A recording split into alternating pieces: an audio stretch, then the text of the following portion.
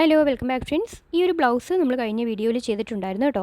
അപ്പോൾ ഇന്ന് നമ്മൾ ഇതിനുള്ള സ്കേർട്ടാണ് ചെയ്യുന്നത്. അപ്പോൾ സ്കേർട്ടിന് വേണ്ടി 2 മീറ്ററാണ് മെറ്റീരിയൽ എടുത്തിട്ടുള്ളത്. കട്ട് ചെയ്യാനുള്ള എളുപ്പത്തിന് വേണ്ടിയിട്ടാണ് ഇതുപോലെ 4 ആക്കി ഫോൾഡ് ചെയ്തെടുത്തിട്ടുള്ളത്. ടോട്ടൽ ലെങ്ത് വരുന്നത് 32 ഇഞ്ചാണ് കേട്ടോ. അപ്പോൾ നമുക്ക് ഫസ്റ്റ് തന്നെ ഇതിൻ്റെ മെഷർമെൻറ്റ്സ് കൊടുക്കണം. പ്ലീറ്റ്സ് എടുക്കാനുള്ള മെഷർമെൻറ്റാണ് ഈ മാർക്ക് ചെയ്യുന്നത്. 22 വേസ്റ്റ് സൈസ് വരുന്നത് കേട്ടോ. 3.5 ഇഞ്ച് വീതിയുള്ള പ്ലീറ്റ്സാണ് ഇട്ട് കൊടുക്കുന്നത്. ആദ്യം ഒരു 1/2 ഇഞ്ച് തയ്യൽ തുമ്പിന് വേണ്ടി ഇട്ട് കൊടുത്ത ശേഷം 3.5 ഇഞ്ച് വീതം എടുത്ത് ഇതേപോലെയാണ് കേട്ടോ നമ്മൾ ഇട്ട് കൊടുക്കുന്നത്. അപ്പോൾ നമുക്ക് 22 ഇഞ്ചിലാണ് സ്റ്റിച്ചിങ് കംപ്ലീറ്റ് ചെയ്യേണ്ടത് കേട്ടോ. അപ്പോൾ ഈ ഒരു മെത്തേഡിൽ കംപ്ലീറ്റ് ആയിട്ടും നമുക്ക് വേണ്ട മെഷർമെൻറ്റിനനുസരിച്ച് പ്ലീറ്റ്സ് എടുക്കുക. ശേഷം നന്നായിട്ട് തന്നെ ഒന്ന് അയൺ ചെയ്ത് കൊടുക്കണം. അതിന് ശേഷമാണ് വേസ്റ്റ് ബാൻഡ് പിടിപ്പിക്കേണ്ടത് കേട്ടോ.